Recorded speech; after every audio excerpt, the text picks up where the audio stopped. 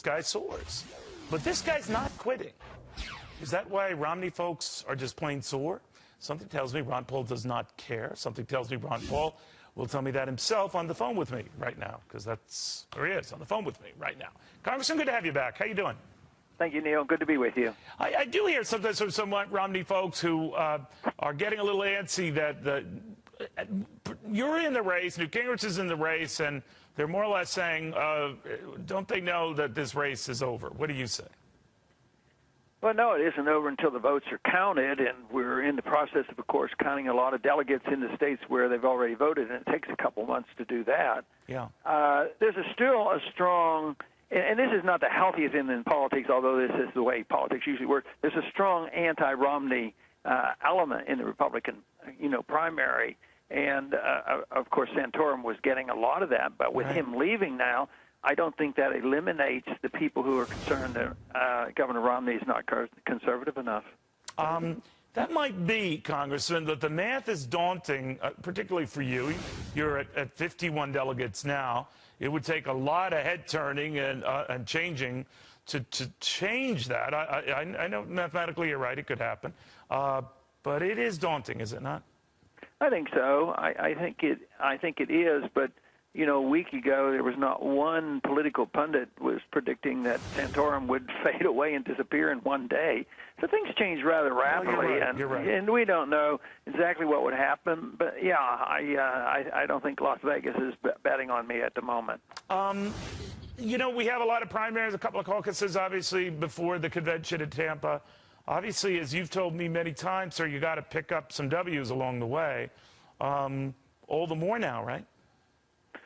Yeah, but, it's all how you define it. But right now, there's several states that we're going to we have a very good chance of winning, the plurality and have the majority, have control of that delegation.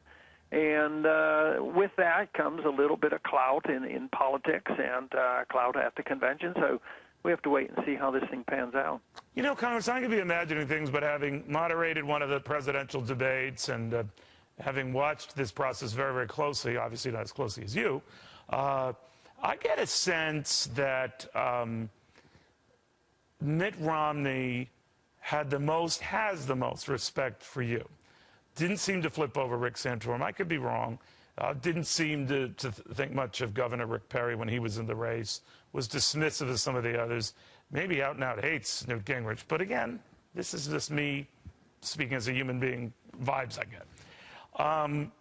So you two have not exchanged any nastiness through the campaign, as far as I can tell. So that begins to raise this issue, that maybe there's an understanding that Mitt Romney and Ron Paul are going to come up with something or do something beyond just a primetime speech, which at the very least you deserve and should be guaranteed. But even something bigger. What do you say? We've never had that conversation. It is true that the cordiality between the two of us was better than with the others. But of course, the politics are such that I just can't imagine that happening because our views are so different.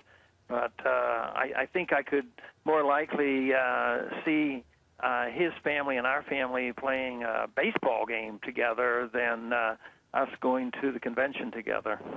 Really? So this, personalities aside, there's nothing political going on here or strategy being expressed here? Because, it does stand out, Congressman, that you two, you've had a lot of nasty ads that you ran. They say nasty, you might say realistic, whatever. Yeah. But where you haven't quite taken down Mitt Romney to nearly the degree you have some of the others, like Newt Gingrich or Rick Santorum. And he the same with you. Is that just coincidental? Well, I think it's politics. Of course, my most recent ad that came down because I mentioned all three of them. Yes, you did. And I did that early on, but the ads against Gingrich and Santorum were sharper, mainly because I think we were vying, at least in my belief, we were vying for the same people, the same voters, where Romney was going to be more looking for the more moderate voter and not the conservative base. So I think that was more of it. But I think I would like to think also that there's some practical politics from his viewpoint. There was a poll, Rasmussen poll this week showed that I actually did better than he did. He tied with Obama, and I beat him by 1 point. Yeah, I saw that. And I think even those people who are voting for for Romney and me are different, because I'm going to get civil libertarians and anti-war people. I cut into the Democratic base, so it's a different group of people. So if he indeed wins, and my greatest strength is across the political spectrum, my toughest place to sell liberty is in the Republican primary, unfortunately, because I emphasize more things than just how we should go and advance the military operations around the world. So my appeal is differently. But for anybody who wants to win an election, should not ignore these people, and I think this explains our success now, which seems to be increasing, rather than saying, well, fold your tent and leave, the winner's been declared. We're getting bigger crowds and more money in. So there's something even beyond my complete understanding, because I quite frankly would think, well, in politics, the only thing that drives you is tomorrow you're going to be in the White House or something like that. But the enthusiasm is there. This past week, both in Texas and in California, it's really been energizing, not only for the campaign, but for me personally. We'll watch very closely, Congressman. Have a good weekend, a safe weekend. Thank you. Good seeing you.